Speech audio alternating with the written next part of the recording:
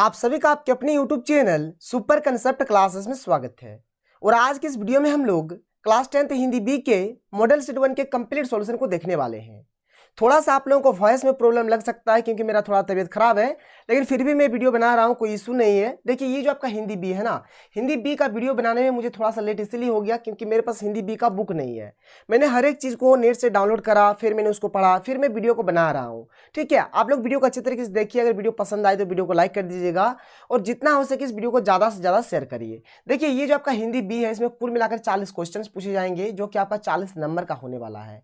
और अगर बात करें टाइम का तो इसमें कुल मिलाकर आपको 1 घंटा 30 मिनट का समय दिया जाएगा। और देखिए अभी जो मॉडल सेट आया हुआ, अगर आपको कंप्लीट सॉल्यूशन चाहिए तो आप इस वीडियो के डिस्क्रिप्शन बॉक्स पे चले जाइए, वहां पर आपको हर एक प्लेलिस्ट का लिंक मिलेगा और आप आसानी से हर एक वीडियो को देख सकते हैं। तो देखिए यहाँ पर हमारे पास जो पहला क्वेश्चन है पैसेज का। तो सबसे पहले आप पैसेज को पढ़िए, फिर जो क्वेश्चन यहाँ पर दिए हुए हैं आप हर एक क्वेश्चन का आंसर आसानी से दे सकते हैं अगर आप पैसेज को अच्छे तरीके से पढ़ेंगे तो यहाँ से लेकर आप पहले यहाँ तक पढ़ लीजिए। ठीक है, आप पढ़ लीजिएगा, यहाँ पर मैं आपका टाइम बर्बाद नहीं करता हूँ। सीधे हम लोग चलते हैं क्वेश्चंस में और देखते हैं क्वेश्चन क्या है, फिर उसके आंसर्स को देखते हैं। देखिए पहला क्वेश्चन क्या है कि सौंदर्य की परख कैसे की जाती है। देखिए साफ साफ लिखा है कि सौंदर्य की परख अनेक प्रकार से की जाती है। मैंने एक प्रकार तो होगा नहीं, यहाँ पर बहुत प्रकार से होगा, यानी कि अनेक प्रकार से होगा। तो मनोहरता के आधार पर भी होगा, इंद्रियों की संतुष्टि के आधार पर भी होगा, रूप के आधार पर भी होगा, यानी उपयुक्त सभी इसका आंसर हो जाएगा। एक का सही आंसर हो जाएगा ऑप्शन नंबर डी। कोई प्रॉब्लम नहीं है, समझ में आ गया। ठीक है, आगे बढ़ते हैं। अगला क्वेश्चन देखिए, क्वेश्चन नंबर 2 क्या है कि कालिदास के प्रकृति वर्णन में किसकी प्रधानता है। प्रकृति की, चरित्र की, आनंद की या फिर इंद्रिय की। देखिए यहाँ पर साफ साफ लिखा गया है, देख लीजिए कि कालिदास का प्रकृति वर्णन मनोहर है क्योंकि उसमें चरित्र की प्रधानता है। किसकी प्रधानता है? चरित्र की। तो इसका सही आंसर हो जाएगा आपका चरित्र हो जाएगा, ऑप्शन नंबर बी इसका सही हो जाएगा। 2 का क्या हो जाएगा यहाँ पर? बी हो जाएगा। आगे देखिए अगला क्वेश्चन क्या है, क्वेश्चन नंबर 3 कि निम्न में से कौन सा कथन कवि जयदेव के वसंत चित्रण के संबंध में सही है। देखिए यहाँ पर कवि जयदेव के ऊपर डिस्कस हो रहा है। ठीक है, यहाँ पर देखिए 4 ऑप्शन है। यह केवल इंद्रिय को संतुष्ट करती है, इसमें चरित्र की प्रधानता है, यह चित्त को आनंदित करता है, इसमें रसस्वादन की अनुभूति है। देखिए यहाँ पर आइए आप पहले देखिए जयदेव वाला कहाँ है। देखिए यहाँ पर साफ साफ लिखा कि इस दृष्टि से कवि जयदेव का वसंत चित्रण सुंदर है तथा कालिदास का प्रकृति वर्णन मनोहर है क्योंकि उसमें चरित्र की प्रधानता है। दोनों में क्या हो रहा है? चरित्र को यहाँ पर मतलब प्रधानता दिया जाता है, मतलब चरित्र की प्रधानता है दोनों में, जयदेव वाला में भी और कालिदास वाला में भी। तो इसका सही आंसर हो जाएगा आपका ऑप्शन नंबर बी, यानी कि इसमें चरित्र की प्रधानता है। क्लियर है, कोई प्रॉब्लम नहीं है। क्वेश्चन नंबर 4 क्या है देखिए कि रसस्वादन की यहाँ पर खाली स्थानें भी होती है, रिक्त स्थान की पूर्ति के लिए उपयुक्त विकल्प का चयन करें। यहाँ पर आप पैसेज में आइए, आपको साफ साफ आंसर दिख जाएगा। देखिए लिखा हुआ है कि रसस्वादन की अनुभूति भी होती है। क्या हो जाएगा? अनुभूति। तो अनुभूति भी होती है, वही हो जाएगा आपका आंसर। तो यहाँ पर आपको क्या भर देना है? अनुभूति, यानी ऑप्शन नंबर ए इसका सही हो जाएगा, अनुभूति। 4 का क्या हो जाएगा? ए हो जाएगा। क्लियर है, आगे देखिए क्वेश्चन नंबर 5 क्या है कि संतुष्ट का विलोम शब्द क्या है, मैंने इसका उल्टा क्या होगा? तो संतुष्ट का असंतुष्ट होगा, ऑप्शन नंबर सी इसका सही होगा। एकदम कितना अच्छा क्वेश्चन है, आप एकदम छोटे से पढ़ते हुए आ रहे हैं। विलोम शब्द यानी कि ऑपोजिट वर्ड जो होते हैं। क्लियर है, 5 का क्या हो जाएगा? सी हो जाएगा, असंतुष्ट हो जाएगा। आगे देखिए अगला क्वेश्चन क्या है, और यहाँ पर जो आपका क्वेश्चन स्टार्ट होने वाला है, फिर से आपको एक पैसेज दिया गया है। सबसे पहले आप इस पैसेज को यहाँ से लेकर यहाँ तक पढ़िए। जब आप पैसेज को पढ़ेंगे ना तब आपको समझ में आएगा और जो क्वेश्चन यहाँ पर है हर एक क्वेश्चन का आप आंसर दे पाएंगे। तो देखिए हमारे पास जो पहला क्वेश्चन क्या है इस पैसेज से, तो क्या है क्वेश्चन नंबर 6 कि कवि ने धरती के बारे में क्या कहा है। यहाँ पर साफ साफ देखिए कि कवि ने जो धरती के बारे में क्या है, सर्वसहा पृथ्वी का। तो क्या कहा है? सर्वसहा कहा है। तो इसका सही आंसर हो जाएगा सर्वसहा, ऑप्शन नंबर सी इसका सही हो जाएगा। क्वेश्चन नंबर 7 क्या है कि आदमकद आदमी से क्या तात्पर्य है। तो देखिए आदमकद आदमी का जो मतलब होता है ना, 7 का सही आंसर हो जाएगा यहाँ पर ऑप्शन नंबर ए, यानी कि मानवीयता से भरपूर आदमी। जो मानवीयता से भरपूर आदमी है ना, उन्हें ही हम लोग कहते हैं आदमकद आदमी। उसे क्या बोलते हैं? आदमकद आदमी। तो 7 का सही आंसर हो जाएगा ऑप्शन नंबर ए। 8 देखिए क्या क्या, आसमान की तुलना किससे की गई है? समुद्र से, नीली झील से, पतंग से या फिर गंदगी बरसाने वाले थैले से। यहाँ पर आप आइए, साफ साफ लिखा है कि जब सब कुछ मैला है आसमान गंदगी बरसाने वाले। ठीक है, देखिए यहाँ पर आसमान का तुलना किससे किया गया है? तो गंदगी बरसाने वाले थैले के रूप में। तो यहाँ पर इसका सही आंसर हो जाएगा ऑप्शन नंबर डी, यानी कि गंदगी बरसाने वाले थैले से। क्लियर है। 8 का क्या हो जाएगा, डी हो जाएगा, कोई प्रॉब्लम नहीं होना चाहिए। आगे आइए, आगे देखिए क्वेश्चन नंबर 9 क्या है कि प्राणदान का क्या तात्पर्य है। तो प्राणदान का मतलब क्या होता है, प्राण देने वाला, जो प्राण देगा उसी को बोलेंगे प्राणदान। तो इसका सही आंसर हो जाएगा ऑप्शन नंबर बी, यानी कि प्राण प्रदान करने वाला। ठीक है, प्राण प्रदान करने वाला जो होगा उसी को हम लोग क्या बोलेंगे, प्राणदान, यानी कि प्राण उदान में दे दिया। क्लियर है। आगे देखिए क्वेश्चन नंबर 10 क्या है कि कभी समय से कब और क्यों कतराना चाहते हैं। यहाँ पर जो क्वेश्चन नंबर 10 है इसको आप अच्छे तरीके से देखिए। इसका जो सही आंसर हो जाएगा ना, किसी को प्यार करने का समय नहीं, सी नंबर इसका सही हो जाएगा। आप पैसेज में आइए ना, आपको आंसर मिलेगा। देखिए हम साफ साफ लिखा है, क्या है कि क्या करोगे अब समय का जब प्यार नहीं रहा। देखिए प्यार नहीं रहा ना, इसी के बारे में तो डिस्कस ही हो रहा है यहाँ पर। तो 10 का जो सही आंसर हो जाएगा ऑप्शन नंबर सी, यानी कि किसी को प्यार करने का समय नहीं। क्लियर है, कोई दिक्कत नहीं है। 10 का क्या हो जाएगा, सी हो जाएगा। 11 नंबर देखिए क्या कि निडर शब्द में किस उपसर्ग का प्रयोग हुआ है। देखिए एक होता है उपसर्ग, बात को समझ लीजिए, एक होता है उपसर्ग और एक होता है प्रत्यय। ठीक है, उपसर्ग क्या होता है, जो पहले लगता है। उपसर्ग क्या होता है, पहले लगता है। प्रत्यय क्या होता है, बाद में लगता है। जैसे देखिए डर, डर जो है, डर के आगे अगर हम लोग नी लगा दें, नी, तो ये क्या हो जाएगा, नी डर हो जाएगा। माने यहाँ पर देखिए ये जो नी है ये पहले लगा है, मतलब ये जो नी है ये क्या है, ये हमारा उपसर्ग है। ये क्या है, उपसर्ग है। तो निडर में कौन सा उपसर्ग का प्रयोग हुआ है, तो नी का, नौ महर्षि नी। 11 का सही हो जाएगा ऑप्शन नंबर ए। क्लियर है। आगे देखिए अगला जो क्वेश्चन है, क्वेश्चन नंबर 12 क्या है कि कालिमा शब्द में किस प्रत्यय का प्रयोग हुआ है। ठीक है, यहां पर प्रत्यय का बात हो रहा है। प्रत्यय क्या होता है, बाद में लगता है। तो ये जो कालिमा है ना, कालिमा जो है, देखिए काल में अगर हम लोग क्या करें, काल में अगर हम लोग ईमा प्रत्यय जोड़ दें, क्या कर दें, अगर काल में हम लोग ईमा प्रत्यय जोड़ दें ना तो ये कालिमा बन जाएगा। बात समझ में आया। काल में अगर हम लोग ईमा प्रत्यय जोड़ दें तो ये कालिमा बन जाएगा, माने यहाँ पर जो प्रत्यय होगा क्या हो जाएगा, ईमा हो जाएगा। ठीक है, डी का सही आंसर क्या हो जाएगा, क्वेश्चन नंबर 12 का क्या हो जाएगा, यहाँ पर ऑप्शन नंबर डी इसका सही हो जाएगा, ईमा इसका सही हो जाएगा। तो 12 का क्या होगा यहाँ पर सर, तो डी होगा। ठीक है, कोई प्रॉब्लम नहीं है, कोई इशू नहीं है। आगे देखिए क्वेश्चन नंबर 13 क्या कि महेश का सही संधि विच्छेद क्या है। अब देखिए संधि विच्छेद है, ये तो आपका व्याकरण का है और ये सब आप लोग जानते भी होंगे।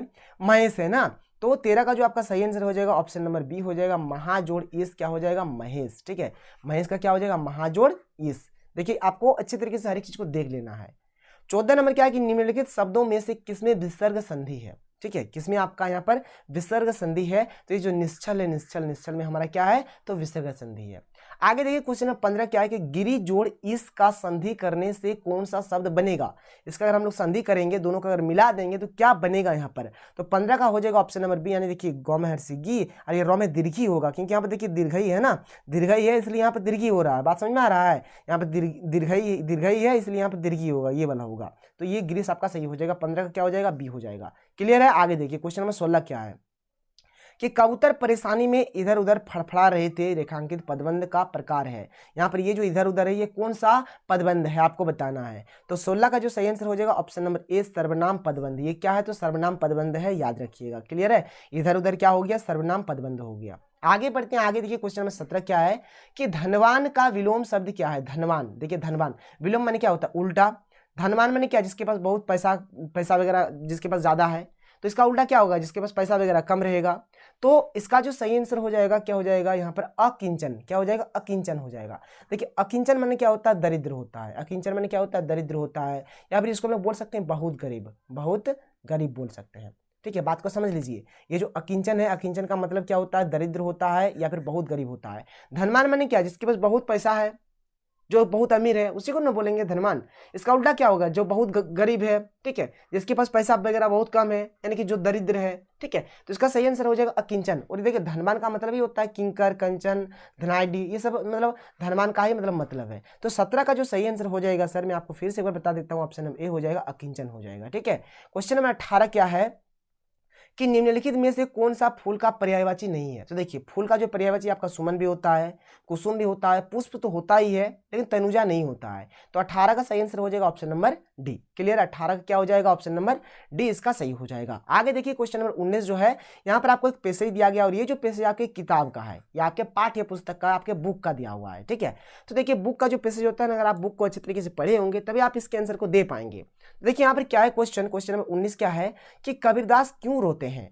संसार की नश्वरता को देखकर, संसार को परेशान देखकर, संसार के पापों को देखकर, संसार में सुख चैन समाप्त होने पर। तो इसका जो सही आंसर हो जाएगा 19 का ए हो जाएगा। ठीक है, 19 का क्या हो जाएगा, संसार की नश्वरता को देखकर कबीरदास रोते हैं। ठीक है, और देखिए जो क्वेश्चन नंबर 19 है थोड़ा सा आप इसको देख लीजिएगा। ठीक है, मेरे अकॉर्डिंग तो मुझे जो लग रहा है यही होगा, लेकिन फिर भी आप लोग एक बार थोड़ा सा इस क्वेश्चन को देख लीजिएगा, इसलिए मैं इसको स्टार मार देता हूँ। इस क्वेश्चन को थोड़ा सा आप लोग एक बार चेक कर लीजिएगा कि इसका आंसर ए ही होगा। ठीक है, इसको आप लोग थोड़ा एक बार देख लीजिएगा। मैंने जहां तक देखा, क्योंकि देखिए मेरे पास तो बुक नहीं है, बुक अगर होता तो मैं अच्छे तरीके से पढ़ लेता और अच्छे तरीके से समझ लेता, फिर मैं आपको बताता, लेकिन आप लोग फिर भी थोड़ा सा देख लीजिएगा। लेकिन मुझे जहां तक लगता है इसका आंसर हो जाएगा कि संसार की नश्वरता को देखकर। मैंने पीडीएफ से पढ़ा, ठीक है, लेकिन देखिए पीडीएफ से पढ़ना और किताब से पढ़ने में बहुत ज्यादा मतलब डिफरेंस होता है, फिर भी आप लोग देख लीजिएगा। लेकिन इसका जो सही आंसर होगा ना, ऑप्शन नंबर ए ही होगा। क्लियर है, कबीरदास क्यों रोते हैं, तो संसार की नश्वरता को देखकर रोते हैं। आगे देखिए क्वेश्चन नंबर 20 क्या है आपके पास, यहां से मैं आपको एकदम सही सही बताऊंगा, बिल्कुल भी टेंशन नहीं लेना आपको। 20 नंबर क्या है, देखिए कि साखी में सुखिया व्यक्ति किसे बताया गया है। देखिए जो साखी आपका जो कविता है ना, उसमें सुखिया व्यक्ति किसे बताया गया था, आपको बताना है। 20 का जो सही आंसर हो जाएगा ऑप्शन नंबर बी हो जाएगा, यानी कि खाने और सोने में व्यस्त संसार को क्या बोला गया है, सुखिया बोला गया है। तो इसका सही आंसर 20 का सही हो जाएगा, बी हो जाएगा, कोई दिक्कत नहीं है, एकदम सही है, 100% सही है। क्वेश्चन नंबर 21 क्या है कि कबीरदास के अनुसार संसार के लोग कैसे हैं, संसार के लोग कैसे आपको बताना है, और इसका सही आंसर हो जाएगा ऑप्शन नंबर डी, यानी कि सांसारिक सुखों में लीन। ये क्या है, सांसारिक सुखों में लीन है।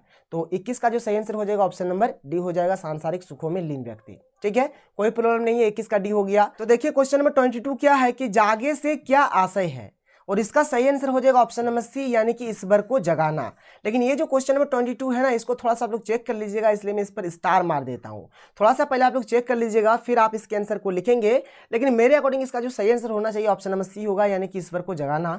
आगे चलते हैं, आगे देखते हैं क्वेश्चन नंबर 23 क्या है कि प्रस्तुत साखी में किस बात पर बल दिया गया है, और इसका जो सही आंसर होगा एकदम 100% सही है, ऑप्शन नंबर डी, यानी कि यह संसार भौतिक सुख साधनों के पीछे भागता है। क्लियर है, कोई प्रॉब्लम नहीं है, तो इसका सही हो जाएगा ऑप्शन नंबर डी हो जाएगा। आगे देखिए क्वेश्चन नंबर 24 क्या है कि उड़ गया अचानक लो भूधर, फड़का अपार पारद के पर, प्रस्तुत पंक्तियों में पर किसे कहा गया है। तो यहाँ पर ये जो पंक्ति है इसमें पर किसे कहा गया है, तो पक्षियों के विशाल पंखों को यहाँ पर कहा गया है। तो 24 का सही आंसर हो जाएगा ऑप्शन नंबर ए। आगे देखिए क्वेश्चन नंबर 25 क्या है कि जलद यान पर कौन क्रीड़ा कर रहा है, तो कौन कर रहा है, तो इंद्र कर रहा है। ठीक है, इसका सही आंसर हो जाएगा ऑप्शन नंबर डी, यानी कि इंद्र। क्वेश्चन नंबर 26 क्या है, देखिए यहाँ पर कि संपूर्ण पर्वतों पर बादलों के छा जाने पर निर्जर किस रूप में उपस्थित है।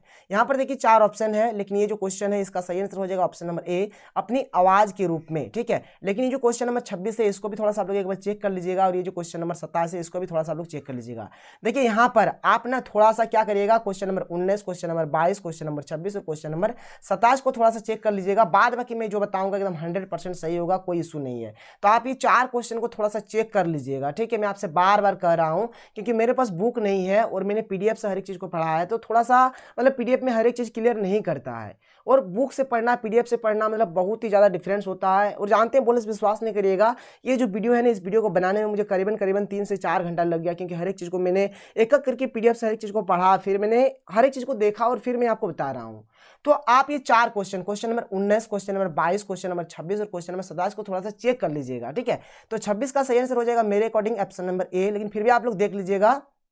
आगे देखिए क्वेश्चन नंबर 27 क्या है कि उड़ता हुआ धुआं क्या है। यहाँ पर उड़ता हुआ धुआं क्या है, तो ऑप्शन नंबर डी, यानी कि गहरे काले बादलों की धुंध। क्या हो जाएगा, गहरे काले बादलों की धुंध। ठीक है, और उसके बाद में यहाँ पर जितना भी आंसर बताऊंगा हर एक आंसर आपका सही होने वाला है, कोई इशू नहीं है, कोई दिक्कत नहीं है। ठीक है, तो आप क्वेश्चन नंबर 19, 22, 26 और 27 को थोड़ा सा आप लोग ध्यान में रखिएगा। चलिए आगे बढ़ते हैं। आगे देखिए क्वेश्चन नंबर 28 क्या है, देखिए कि मनुष्यता में कवि ने भाग्यहीन किसे कहा है। मनुष्यता जो आपका कविता है इसमें कवि ने भाग्यहीन किसे कहा है। ठीक है, तो 28 का सही आंसर हो जाएगा ऑप्शन नंबर ए, यानी कि जो धैर्यहीन है, जिसके पास कोई धैर्य ही नहीं है, उसे क्या कहा गया है, तो भाग्यहीन कहा गया है। क्वेश्चन नंबर 29 क्या है कि तारता हुआ तरे का क्या आशय है। तारता हुआ तरे का मतलब क्या होता है, तो 29 का सही आंसर हो जाएगा ऑप्शन नंबर ए, यानी कि हमें दूसरों की उन्नति में सहायक होते हुए अपनी उन्नति करनी चाहिए। तो इसका सही आंसर हो जाएगा ऑप्शन नंबर ए, इसका सही हो जाएगा। क्लियर है, आगे देखिए क्वेश्चन नंबर 30 क्या है कि वीर कर्ण ने दूसरों के लिए क्या दे दिया। ठीक है, क्या दे दिया, याद रखिए यहाँ पर क्वेश्चन नंबर 30 का सही आंसर हो जाएगा ऑप्शन नंबर बी, यानी कि कवच और कुंडल दे दिया। क्या दे दिया, तो कवच और कुंडल दे दिया कर्ण ने। आगे देखिए क्वेश्चन नंबर 31 क्या है कि विश्व में कैसे लोगों की कीर्ति फैलती है। विश्व में कैसे लोगों की कीर्ति फैलती है, मैंने किनका ज्यादा मतलब मान सम्मान होता है यहाँ पर। तो 31 का सही आंसर हो जाएगा ऑप्शन नंबर डी, यानी कि जो उदार मना है। क्या है? जो उदार मना है, इसका मतलब 31 का सही आंसर हो जाएगा ऑप्शन नंबर डी। तो देखिए अब यहाँ पर आगे आपको एक पैसेज दिया गया और ये जो पैसेज है ना, ये आपकी किताब का है। सबसे पहले आपको इस पैसेज को पढ़ना पड़ेगा और जो भी क्वेश्चन यहाँ पर है ना, आप हर एक क्वेश्चन का आंसर दे पाएंगे। देखिए किताब का जो पैसेज होता है ना, सबसे पहले तो आपको किताब को अच्छे तरीके से पढ़ना होगा और आपको ये भी जानना होगा कि ये जो पैसेज दिया गया है किस पाठ का है, इसके रचयिता कौन है, लेखक कौन है, कवि का नाम क्या है, हर एक चीज आपको जानना पड़ेगा क्योंकि इस टाइप के क्वेश्चन बनते हैं। तो देखिए यहाँ पर मैं आपको क्वेश्चन का आंसर बताता हूँ। यहाँ पर जैसे क्वेश्चन नंबर 32 क्या है कि प्रस्तुत गद्यांश किस पाठ से लिया गया है। तो आपने जो यहाँ पर ये जो पढ़ाना क्या है कि मेरे फेल होने पर मत जाओ, मेरे दर्जे में आओगे तो दांत पिसना, दांतों पसीना आ जाएगा। ठीक है, जो भी होगा आप इसको पढ़िएगा। अब ये जो लिया गया है ये आपका है बड़े भाई साहब, जो चैप्टर का नाम है क्या है? बड़े भाई साहब। और इनके जो राइटर है, जो लेखक है, लेखक का नाम है प्रेमचंद। क्या नाम है? प्रेमचंद, याद रखिएगा। आगे देखिए क्वेश्चन नंबर 33 क्या है कि प्रस्तुत गद्यांश के द्वारा बड़े भाई ने लेखक को क्या बात बताने की कोशिश की है। 33 का सही आंसर हो जाएगा ऑप्शन नंबर ए, यानी कि ऊपरी कक्षा की पढ़ाई बहुत कठिन है। क्या? ऊपरी कक्षा की पढ़ाई बहुत कठिन है, इसका सही आंसर हो जाएगा। क्वेश्चन नंबर 34 क्या है कि इन अभागों को नाम भी न जुड़ते थे, एक ही नाम के पीछे दो यम, सोयम, चाहरुम, पंचुम लगाते चले गए। बाइक के द्वारा बड़े भाई साहब ने किस पर चोट की है। तो यहां पर देखिए 34 का आपका जो सही आंसर हो जाएगा ऑप्शन नंबर सी, यानी कि चार्ल्स एवं जेम्स पर चोट किया है। आप इसको अगर आप पढ़ेंगे, यहाँ पर सब कुछ लिखा हुआ है। देखिए यहाँ पर सब कुछ लिखा है। यहाँ पर देखिए, यहाँ पर है ना कि इन अभागों के नाम भी न जुड़ते थे, एक ही नाम के पीछे दोयम, सोयम, चाहरुम, पंचुम लगाते चले गए। ठीक है, यहाँ पर देखिए है ना, चार्ल्स है। ठीक है, बस यही चीज आपका हो जाएगा। जेम्स हुए हैं, दर्जनों, मिलियम, कोड़ियों, चार्ल्स, दिमाग चक्कर खाने लगता है। तो बस आपका ये हो जाएगा इसका सही आंसर। क्लियर है? आगे बढ़े। आगे देखिए अगला क्वेश्चन क्या है। क्वेश्चन नंबर 35 क्या है कि प्रस्तुत गद्यांश से लेखक की किस मन स्थिति का पता चलता है। ठीक है, 35 का जो आपका सही आंसर हो जाएगा यहाँ पर हो जाएगा ऑप्शन नंबर ए, यानी कि खीज। क्या हो जाएगा? ऑप्शन नंबर ए, यानी कि खीज। एक्चुअल में देखिए अगर आप यहाँ पर एक्चुअल में अगर एक चीज गौर करेंगे, देखिए आपका उत्साह हो गया। उत्साह माने क्या होता है? खुशी का ही बात होता है। उल्लास, उल्लास माने भी क्या होता है? खुशी का ही बात होता है। हर्ष यानी क्या? खुशी का बात होता है। तो जाहिर सी बात है 3 ऑप्शन तो हमारा होने वाला है ही नहीं, 3 ऑप्शन तो होगा नहीं। तो ये जो ऑप्शन है ये एक अलग टाइप का ऑप्शन है, क्योंकि उत्साह, उल्लास, हर्ष ये एक ही चीज है। तो ये सब तो आपका होगा नहीं। यहाँ पर कॉमन सेंस आप लोग लगा सकते हैं। तो ये यहाँ पर क्या हो जाएगा? खीज ही हो जाएगा। क्वेश्चन नंबर 36 क्या है कि दांतों पसीना आना मुहावरे का क्या अर्थ है। देखिए दांतों पसीना आना का मतलब होता है, 36 का जो आपका सही आंसर हो जाएगा ऑप्शन नंबर ए हो जाएगा, यानी कि कठिन परिश्रम करना। क्या हो जाएगा? कठिन परिश्रम करना। आगे देखिए क्वेश्चन नंबर 37 क्या है कि 26 जनवरी 1931 के दिन का इतिहास में क्या महत्व है। और 37 का जो सही आंसर हो जाएगा ऑप्शन नंबर ए, यानी कि इस दिन को भारतवासियों ने दूसरे स्वतंत्र दिवस के रूप में मनाया था। इसका सही आंसर हो जाएगा ऑप्शन नंबर ए। 37 का क्या हो जाएगा? ए हो जाएगा इसका सही आंसर। आगे बढ़े। आगे देखिए क्वेश्चन नंबर 38 क्या है कि सुभाष बाबू के जुलूस को कहां पर रोका गया। तो सुभाष बाबू का जो जुलूस था कहां पर रोका गया था? याद रखिएगा, चौरंगी पर। कहां पर? चौरंगी पर। 38 का सही आंसर हो जाएगा ऑप्शन नंबर डी। आगे देखिए क्वेश्चन नंबर 39 क्या है कि डायरी का एक पन्ना पाठ में जुलूस किसने निकाला। जो डायरी का एक पन्ना जो आपका मतलब पाठ है, इसमें जुलूस किसने निकाला था? आप याद रखिएगा। क्वेश्चन नंबर 39 का जो सही आंसर हो जाएगा ऑप्शन नंबर बी, यानी कि गुजराती सेविका संघ ने। गुजराती सेविका संघ ने मतलब जुलूस निकाला था। क्वेश्चन नंबर 40 जो कि हमारा लास्ट क्वेश्चन है क्या है कि डायरी का एक पन्ना में किस नगर की कलंक धुलने की बात की गई है। इसका सही आंसर आपका हो जाएगा ऑप्शन नंबर बी, यानी कि कोलकाता। क्या हो जाएगा? कोलकाता इसका सही आंसर हो जाएगा। तो यहाँ पर मैंने आपको हर एक क्वेश्चन बता दिया, जितना भी टाइप का यहाँ पर क्वेश्चन था 40 क्वेश्चन का यहाँ पर मैंने आपको सोल्यूशन बताया। अगर आपको वीडियो पसंद आया तो वीडियो को लाइक करिए। तो मिलते हैं अगले वीडियो में। Thank you. जय हिंद।